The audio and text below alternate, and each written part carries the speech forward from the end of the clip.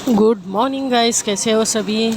मैं भी एकदम मस्त हूँ। अभी फ़िलहाल मैं ठीक हूँ और सुबह के 8:30 हो रहे हैं अब। मैं मुंबई की बारिश में फंस गई हूँ यार। सुबह से बाहर आई थी थोड़ा सा, तो इतना जगह जगह पे इतना वाटर ब्लॉगिंग है कि यार पूछो ही मत। बारिश है यहाँ पर, तो एक कैंटीन में आकर बैठी हूँ और मस्त एक चाय की चुस्की लेकर दूसरे हाथ में वड़ा पाव, गरम गरम मुंबई का वड़ा पाव। तो मेरा मकसद था स्टोरी रिकॉर्ड कर लूँ, तो सो प्लीज़ बैकग्राउंड नॉइस और बाहर बारिश का भी वॉइस है। तो आज मैं अनन्या और काव्य की स्टोरी लेकर आई हूँ, पार्ट 8 लेकर आई हूँ। और मैं आपको एक बात बता दूँ कि मैं अनन्या और काव्य की स्टोरी, जो मैंने कहा था शॉर्ट स्टोरी है, तो क्या वो मैं एंड करूँ या आगे बढ़ाऊँ, ये आप मुझे कमेंट में बता देना। अगर नहीं बताओगे तो मैं शॉर्ट स्टोरी रिकॉर्ड कर कर एंड कर दूँगी। ठीक है गाइस, एक सिप ले लूँगी मैं चाय का। तो sorry for the time pass, ज़्यादा ही टाइम पास कर रही हूँ ना। लास्ट एपिसोड का थोड़ा सा हम रिकैप लेंगे। लास्ट एपिसोड में हमने ये सुना था कि काव्य और क्या नाम है, अनन्या एक फिर से क्वालिटी टाइम स्पेंड करते हैं, जो बहुत ज़्यादा बारिश में वो लोग होते हैं। तो उस दौरान काव्य के नेक पर एक निशान बन जाता है और ये दोनों अनजान थे, क्योंकि जो काव्य ने अनन्या का लेदर जैकेट डाला था उससे वो ढक गया था, तो वो दिख नहीं रहा था। लेकिन जैसे ही ये लोग घर जाते हैं, काव्य की आंटी वो देख लेती है। अब सुनते हैं आगे। काव्य का आंटी को थोड़ा सा कहीं तो वो होता है कि ये निशान किसी के काटने के जैसा है, मुझे पता करना होगा ये सब क्या चल रहा है। क्योंकि कुछ दिनों से काव्य की आंटी को आगाज़ तो हो गया था इन दोनों को, जो देख लिया था विंडो से, ये दोनों की करीबी। अरे यार अनन्या, काव्या, थोड़ा देख लिया करो यार, आसपास भी लोग हैं तुम्हारे अलावा, थोड़ा प्यार को कंट्रोल करो। Anyways, come to the story. Kavya की आंटी को थोड़ा सा तो डाउट होने लग रहा है, लेकिन वो अब पता करे तो कैसे करे, क्योंकि काव्य की आंटी वो तो घर में होती है और कॉलेज जाती है काव्या। सोच में पड़ जाती है कि मैं अब कैसे पता करूं। अगर ये सही है तो ये ठीक नहीं है, को थोड़ा दूर रखना होगा अनन्या से। तो लिटिल बिट ब्रेक लेती हूँ। Let me finish my breakfast. So मैंने ब्रेकफास्ट कर लिया है, चाय भी पी लिया, बाहर ज़ोर शोरों से बारिश भी हो रही है। तो स्टोरी पर आते हैं गाइस। अनन्या के अलावा उसके काव्य की कोई और फ्रेंड से उनकी पहचान नहीं थी, क्योंकि काव्य यहाँ पर न्यू थी इसके लिए, और आंटी की कोई बेटी भी नहीं थी कि वो पता कर सके। तो अब वो पता कैसे करेंगी, वही सोच में डूबी रहती है। और ये भी सोचने लगती है कि ये भी सोचकर वो थोड़ा सा बुरा फील करती है कि अगर मैं जो सोचूं अगर वो सच है तो ये सही नहीं होगा, इनको इनको रोकना होगा कहीं तो। फिर आंटी सोचती कि क्या मैं, मन में सोचने लगती क्या मैं काव्य से बात करूं इस बारे में। फिर सोचती कि, फिर ऐसी जाने लगती काव्य के रूम में, फिर सोचती कि नहीं, रहने देती हूँ, वरना काव्य को बुरा भी लग सकता है। और हो सकता है कि मैं जो सोच रही हूँ वो गलत भी हो सकता है। वो निशान की कोई और चीज़ का भी हो सकता है, या फिर मैंने जो देखा वो उनकी सिर्फ फ्रेंडशिप हो। तो ये सोचकर वो रहने देती है, नहीं जाती है काव्य के यहाँ। लेकिन बाद में उससे वो आंटी सोचती कि अगर वो कुछ और होगा निशान, तो हमें डॉक्टर को तो दिखाना चाहिए। इसके लिए वो चली ही जाती है काव्य के रूम में, काव्य का रूम नॉक करती है। तो काव्य को बोलती कि बेटा, वो बताओ तुम्हारे नेक पर क्या है, मैंने देखा था वो अजीब सा दिख रहा था। तो काव्य को तो वैसे भी याद आ जाता है कि वो क्या चीज़ है, इसके लिए वो डर के मारे बैठी रहती है अपने रूम में।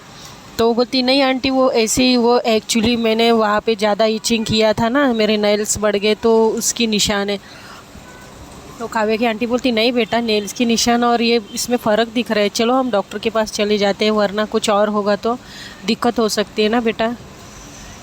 तुम्हारी मम्मी यहाँ नहीं है, लेकिन मैं तुम्हारी माँ हूँ ना दूसरी, तो मुझे ख्याल रखना चाहिए ना तुम्हारा, तुम मेरी जिम्मेदारी हो बेटा। तो काव्य बोलती नहीं नहीं आंटी, वो एक्चुअली ऐसे ही मैंने उस पर सोफ्रामाइसिन लगा दिया है। तो बोलती अच्छा, तुमने क्रीम लगा दी है, ठीक है। अगर ज़्यादा पेन हो रहा है तो मुझे बता देना बेटा, छुपाना मत, ऐसी चीज़ें छुपाई नहीं जाती हैं। तो काव्या बोलती हाँ आंटी श्योर, मैं बता दूँगी। तो काव्या फिर वहाँ से चली आती है और फिर काव्या बोलती है आंटी क्या आपका मोबाइल मिल सकता है मुझे, एक्चुअली मुझे ना मम्मा से बात करनी थी। तो काव्या की आंटी बोलती है हाँ बेटा ले लो। तो फिर काव्या की आंटी मोबाइल देकर वहाँ से चली जाती है और काव्या डोर अंदर से लॉक कर देती है और वो सीधा अनन्या को कॉल करती है। और अनन्या जैसी देखती है कि जैसे ही काव्य के आंटी का नंबर शो होके देखती तो अनन्या बहुत ही ज़्यादा डर जाती है, इतनी ज़्यादा डर जाती कि उसकी हालत ख़राब हो जाती है। बोलती पता नहीं क्या हुआ रहेगा, वो आंटी को पता तो नहीं चला कहीं, काव्य ठीक तो होगी, मैं क्या करूँ अब। तो वो थोड़ा सा फिंगर क्रॉस करती है, आंखें बंद करके भगवान का नाम लेकर वो आंटी का कॉल उठाती है अनन्या और बोलती है हेलो। तो काव्या बोलती है हेलो बच्चा। तो अनन्या ज़ोर से सांस लेती है और बोलती है उफ तुम हो, मुझे लगा आंटी है। और वो नेक के निशान का क्या हुआ, आंटी ने कुछ कहा तुमसे?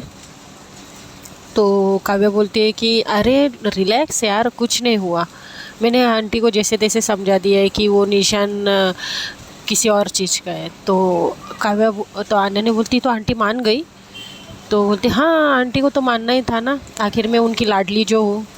अनन्या बोलती है थैंक गॉड यार, तुम्हें पता है मैं कितनी डर गई थी, मैंने अब सोचा कि आंटी मुझे मिलने नहीं देगी तुमसे और हमारा जो भी है सब सामने आ जाएगा।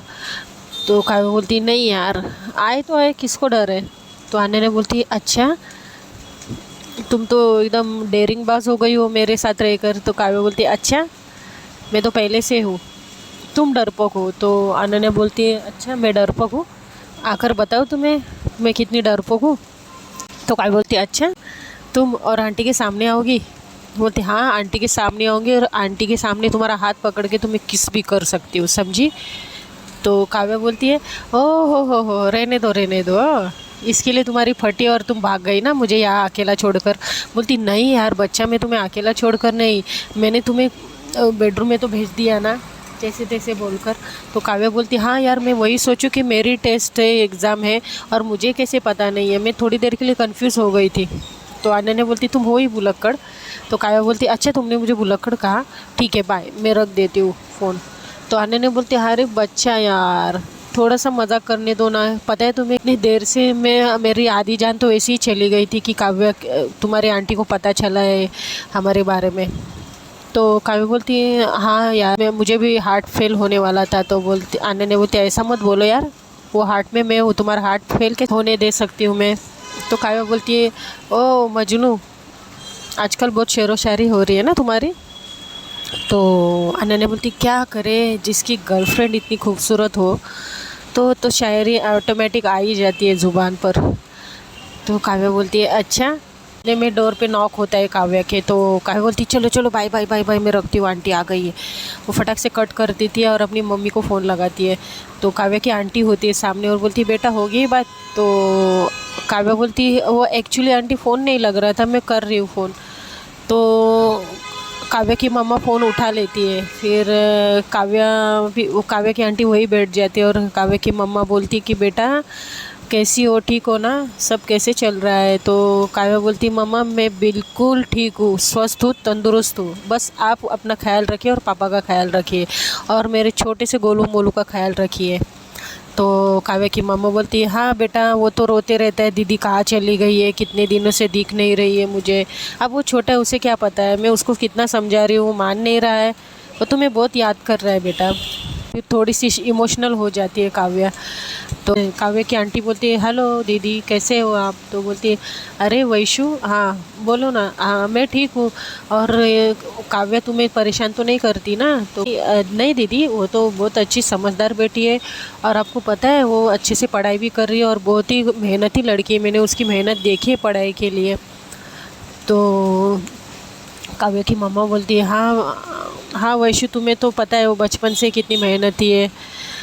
तुम तो अभी वहाँ दूर चली गई हो, शहर में जाके रह रही हो, लेकिन इसके पहले तो हम साथ में ही रहते थे। तो तुमने देखा है ना काव्या की, काव्या बचपन से कितनी मेहनती है। छोटी थी तो छोटे छोटे हाथों से बर्तन में जैसा बर्तन साफ़ करती थी, वैसे वो मेरे नकल करके बर्तन साफ़ करती थी और बोलती थी मम्मा मैं सब काम करूँगी। तो काव्या की आंटी बोलती हाँ दीदी, तब हम कितने हंसते थे ना इसे। तो काव्या की मम्मा बोलती हाँ वैशाली, वो दिन भी बहुत अच्छे थे। अब क्या करें, कुछ आगे बढ़ने के लिए थोड़ा तो घर से दूर जाना ही पड़ता है, तुम्हें भी और काव्या को भी। तो वैशाली आंटी बोलती है, जो काव्या की आंटी है, वो बोलती है कि हाँ ना दीदी, अब यहाँ आकर सब कारोबार अच्छे से हो गए, सेटल हो गए, अच्छा लग रहा है। और आपने काव्या को भेज दिया तो और भी अच्छा लग रहा है हमें, वरना मैं अकेले अकेले महसूस करती थी। ये तो दिन भर ऑफिस चले जाते हैं और मैं अकेली रह जाती हूँ घर पर। तो अच्छा हुआ आपने काव्या को यहीं भेज दिया है। तो काव्या की मम्मा बोलते अच्छा ठीक है, चलो फिर मैं रखती हूँ फ़ोन, और काव्या का ध्यान रखना और अपना भी ध्यान रखना। तो काव्या की आंटी बोलती हाँ दीदी ठीक है। तो फ़ोन रखने के बाद थोड़ी सी काव्या की आंखों में आंसू आ जाते हैं, इमोशनल हो जाती है। तो काव्या की आंटी बोलती बेटा क्या हुआ? तो बोलती है नहीं, मुझे मेरे गोलू मोलू की याद आ रही है। तो काव्या की आंटी बोलती अच्छा तो तुम थोड़े 2-3 दिन के लिए हो आओ गाँव में। तो काव्या नहीं जा सकती क्योंकि उसको यहाँ पर अनन्या भी थी और अनन्या की 12th क्लास थी, तो इसके लिए काव्या भी नहीं जाना चाहती थी क्योंकि अनन्या डिस्टर्ब हो सकती थी। तो काव्या बोलती नहीं नहीं आंटी इट्स ओके, मैं फ़ोन पर उसको वीडियो कॉल बाद में कर दूँगी। तो काव्या की आंटी बोलती है हाँ बेटा, तुम्हारा जब भी मन हो तुम चली जाना, मैं तुम्हारे यहाँ सब अरेंज कर दूँगी जाने का। तो काव्या बोलती हाँ आंटी, आपको पता है सबसे ज़्यादा मैं लकी हूँ कि मेरी 2 मम्मा है। तो काव्या की आंटी स्माइल कर देती है और बोलती है मैं भी लकी हूँ कि तुम मेरी इतनी अच्छी बच्ची है। ये लोग ऐसे प्यार से बातें करते हैं। फिर दूसरे दिन अनन्या फिर जाती है काव्या को पिकअप करने। तो अनन्या नीचे से हॉर्न बजाती रहती है। तो काव्या की आंटी काव्या को टिफ़िन दे रही थी और बोलती बेटा बेटा अनन्या आ गई है, भागो भागो जल्दी भागो, तुम्हें लेट भी हो रहा है। तो फिर बाद में वो प्लेट के ऊपर से ऐसे उठ जाती है। तो आंटी बोलती बेटा बेटा थोड़ा सा खा लो प्लीज़। बोलती नहीं नहीं आंटी, वो मेरे लिए नीचे खड़ी है। तो बोलते हाँ उसे भी ऊपर बुला लो ना। तो बोलती नहीं आंटी ऑलरेडी देखिए ना कितना लेट हो गया है, नहीं मैं जाती हूँ। तो हाथ में वो एक पराठा उठाकर रोल करती है और हाथ में ही और नीचे चली जाती है, 2 पराठे उठाती है। आंटी ऊपर से उन दोनों को बाय करती है। देखती है कि काव्या ने 1 नहीं 2 पराठा लिया था, तो वो सोचती शायद अनन्या के लिए भी लिया होगा। तो फिर उसके बाद वो बैठी रहती है तो अनन्या को भी खिलाने लगती है। अनन्या बोलती है अरे बच्चा मैं नाश्ता करके आई हूँ, तुम खा लो ना। तो बोलती नहीं मुझे कंपनी चाहिए, तुम खा लो। वैसे भी क्लासरूम में जाके सीधा लेक्चर ही अटेंड करना है, अब कहाँ हमारे छुट्टी है खाने की। तो अनन्या थोड़ा सा खा लेती है और ऐसे ये लोग खाते खाते बात करते करते कॉलेज पहुंच जाते हैं। ऐसे इनका लेक्चर होता है। फिर आज अनन्या की खाने की छुट्टी नहीं होती है उनके, क्योंकि एक्स्ट्रा लेक्चर होते हैं 12 के। काव्या उसका वेट करती रहती है। तो काव्या बोलती है अभी तक आई क्यों नहीं। तो वो नीचे जाती है, देखती है कि उनके लेक्चर चल रहे होते हैं। तो वो फिर से ऊपर जाती है और फिर टिफ़िन खाने लगती है। फिर बाद तो काव्या के भी लेक्चर स्टार्ट हो जाते हैं। अनन्या की क्लास को आज जल्दी छोड़ा जाता है क्योंकि जितने भी 12 क्लास हैं उनके आज लंच टाइम नहीं हुए थे, तो उनको उन सभी क्लास को आज जल्दी छोड़ा जाता है। अन्य क्लास के मुकाबले अनन्या के क्लास को 2 लेक्चर पहले ही छोड़ा जाता है। अनन्या फिर भी रुकती है काव्या के लिए 1-2 लेक्चर। तो छूटने के बाद फिर अनन्या तो कैंटीन में बैठ जाती है। तो अनन्या को भूख लग जाती है, वो वहीं पर अपना टिफ़िन फिनिश करती है। फिर वो अनन्या घड़ी देखती है कि कॉलेज छूटने का टाइम हो गया। तो वो जाती है काव्या के क्लासरूम के बाहर खड़ी हो जाती है और फिर काव्या बाहर आती है और अनन्या पीछे से आवाज़ देती है काव्या। तो काव्या देखती है कि अरे अनु तो यहीं पर है। तो अनन्या को बोलती है काव्या कि अरे तुम्हारे तो आज लंच टाइम में भी छुट्टी नहीं हुई थी, तुमने कुछ खाया? तो अनन्या बोलती है कि हाँ हाँ मैंने खा लिया अभी थोड़ी देर पहले, तुमने खाया लंच में? तो बोलती हाँ मैंने खा लिया था। तो ये लोग ऐसे ही घर पर जाते हैं। तो काव्या घर जाती है तो काव्या के आंटी का फ़ोन चलते रहता है और काव्या बोलती है कि आंटी क्या हुआ, आप क्यों रो रहे हो? तो बोलती है बेटा ये लो तुम्हारी मम्मा का फ़ोन है। बोलती आंटी सब सब ठीक तो है ना? मम्मा मम्मा ठीक है, पापा पापा ठीक है ना? वो ऐसे पूरी काँप रही होती है और फ़ोन लेती है तो काव्या की मम्मा होती है फ़ोन पर। तो बोलती हाँ हेलो मम्मा। तो काव्या की मम्मा बोलती है हाँ बेटा। तो बोलती अरे वो आंटी क्यों रो रही है, क्या हुआ? बोलती रो रही है, अरे ये वैशाली भी ना छोटी छोटी बातों को दिल से लगा लेती है। अरे वो एक्चुअली कुछ नहीं बेटा, वो ना निशांत तुम्हारा गोलू मोलू वो सीढ़ियों से गिर गया है, तो उसको थोड़ी सी सर पर चोट लगी है। तो काव्या बहुत ज़्यादा डर जाती है और रोने लगती। क्या मम्मा, मम्मा ज़्यादा तो नहीं लगा ना उसे? कैसे गिर गया, ऐसे कैसे गिर सकता है वो? मम्मा आप कहाँ थे? और वो अकेला खेल रहा था क्या? मम्मा आपको ध्यान देना चाहिए था ना उस पर। तो तो काव्या की मम्मा बोलती है अरे बेटा सब कुछ ठीक है यहाँ पर, तुम टेंशन मत लो। हाँ डॉक्टर के पास हम लेके गए थे, थोड़ा सा बुखार भी आया है उसे, तो डॉक्टर ने कहा है उसको शाम तक ठीक हो जाएगा वो। तो काव्या बहुत ही ज़्यादा डर जाती है। फिर ऐसी इनकी बात होती है तो काव्या की आंटी को काव्या बोलती है आंटी क्या मैं 2-3 दिन के लिए प्लीज़ गाँव होके आऊँ? तो काव्या की आंटी बोलती है बेटा मैं तो तुम्हें कब से कह रही थी कि तुम होकर आओ, मिल कर आओ सबसे, वैसे भी तुम्हारे 11th क्लास है, इतना अभी तो तुम्हारे एग्ज़ाम में टाइम भी है। तो काव्या बोलती है हाँ आंटी मैं चली जाती हूँ। तो काव्या की आंटी बोलती है ठीक है, तुम्हारे अंकल से बात करके मैं तुम्हारे जाने का बंदोबस्त कर देती हूँ। काव्या अपने बेडरूम में फ्रेश होने के लिए चली जाती है और काव्या अनन्या को बताना भूल जाती है ये बात उस टाइम पे तुरंत, क्योंकि वो टेंशन में रहती है अपने भाई की। तो वो फ्रेश होती है, फिर काव्या के अंकल आते हैं घर पर और काव्या की आंटी और काव्या के अंकल काव्या के रूम में जाते हैं और बोलते हैं बेटा तुम्हारे शाम की 9 बजे की ट्रेन है रात की, तो तुम तैयार रहना। तो काव्या को टिकट्स देते हैं तो काव्या टिकट रखती है और पूरा पैकिंग कर देती है। लेकिन इस बार भी काव्या भूल जाती है बताने का, क्योंकि वो भाई के लिए बहुत ज़्यादा परेशान होने लगती है वो, और रोती रहती है पता नहीं मेरा गोलू मोलू कैसा है, क्या है, कितना लग गया उसे। मैं जल्द से जल्द उसके पास जाती है तो फिर उसको याद आता है कि मैं अनन्या को एक बार बता दूँ। तो काव्या अपनी आंटी से मोबाइल मांगती है और आंटी उसे दे भी देती है मोबाइल और बोलती है कि ले लो और मम्मा को बता दो कि तुम निकल रही हो। तो काव्या क्या करती है, क्योंकि काव्या की आंटी और अंकल वहाँ से तो चले जाते हैं वो लोग, क्योंकि काव्या की आंटी कुछ खाने का सामान पैकिंग करने के लिए वो तो अपने किचन में चली जाते हैं और अंकल भी अपने बेडरूम में चले जाते हैं। तो काव्या अनन्या को कॉल करने लगती है तो अनन्या का फ़ोन स्विच ऑफ आने लगता है। तो बोलती क्या है यार, ये इसका फ़ोन इस वक्त क्यों स्विच ऑफ है, ये चार्ज नहीं की क्या ये लड़की भी ना? तो बार बार फ़ोन ट्राई करती है, लेकिन फिर आखिरी बार एक बार फिर थोड़ी देर में आधे घंटे में फिर से ट्राई करती है तो भी वो स्विच ऑफ ही आता है। काव्या अपने आंटी को फ़ोन देकर तो फिर वो निकल जाती है। काव्या के अंकल उसको पहुंचाने जाते हैं स्टेशन, तो वो ट्रेन में बैठकर वो अनन्या को मिस करती है बार बार। फिर अनन्या क्या करती है, दूसरी सुबह एज़ यूजुअल वो काव्या को पिकअप करने काव्या के घर जाती है और हॉर्न बजाती रहती है, तो कोई बाहर ही नहीं आते और आज विंडो भी बंद थी। तो बोलती है अरे क्या बात है, आज विंडो भी बंद है और काव्या भी नहीं आ रही है कब से। तो वो कितना ज़्यादा हॉर्न बजाती है, फिर वो सोचती कि मैं ऊपर चली जाती हूँ देखने के लिए एक बार। तो वो जाती है, फिर डोर बेल बजाती है और काव्या की आंटी फिर थोड़ी देर में डोर ओपन करती है। तो बोलती है अरे अनन्या बेटा आओ अंदर आओ। तो बोलती नहीं आंटी मुझे लेट हो रहा है, वो एक्चुअली काव्या को बुला दीजिए ना। तो बोलती काव्या को, अरे हाँ वो भी कैसे बताएगी, मोबाइल तो मेरे पास है, वो कल जल्दी जल्दी में निकल गई तो शायद से बताना रह गया होगा और उसके पास मोबाइल भी नहीं है ना।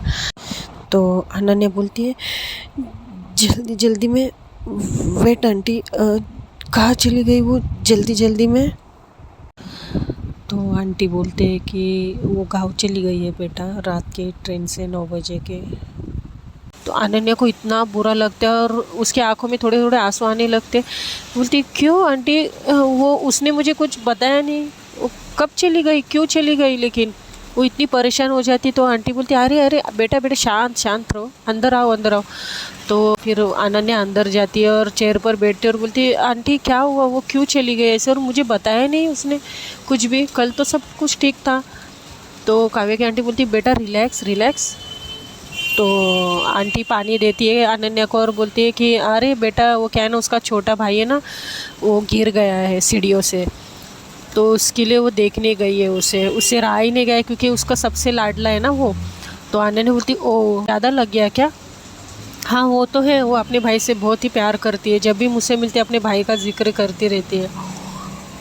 तो काव्या की आंटी बोलती है हाँ हाँ बेटा वही तो, उसे ज़्यादा लग गई है शायद, क्योंकि उसकी मम्मी मेरे पास रो रही थी लेकिन काव्या को दिखाया नहीं उन्होंने कि कितना लगा है।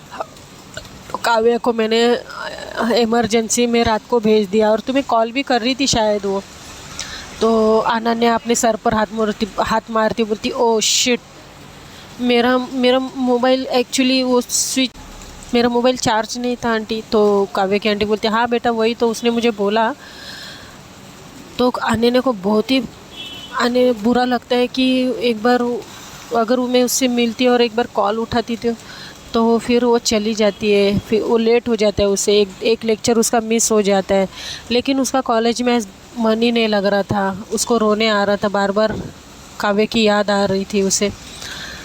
तो वो क्या करती है लंच टाइम में ही निकल जाती है कॉलेज से। कॉलेज से निकल जाने के बाद वो घर आ जाती है। तो अनन्या की मम्मा डर जाती है बेटा क्या हुआ इतनी जल्दी तुम? तो बोलती है अनन्या हाँ मम्मा वो एक्चुअली मेरे सर में दर्द है, मेरी तबीयत ठीक नहीं लग रही है मुझे। तो अनन्या की मम्मा बोलती बेटा क्या हुआ, चलो डॉक्टर के पास जाते हैं हम। तो अनन्या बोलती नहीं मम्मा मैं ठीक हूँ, प्लीज़ मुझे पेन किलर दे दीजिए, मेरा सर दर्द ठीक हो जाएगा तो मुझे अच्छा लगेगा। तो अनन्या की मम्मा उसे एक पिल दे देती है पेन किलर। तो अनन्या अपने रूम में जाती है और उसको पता नहीं क्यों अपने आप रोने आता है और रोने लगती है वो। तो देखते हैं दोस्तों अगले एपिसोड में क्या होता है, अब काव्या कब आएगी वापस, वो देखना इंटरेस्टिंग है। तब तक के लिए keep watching, keep supporting, bye.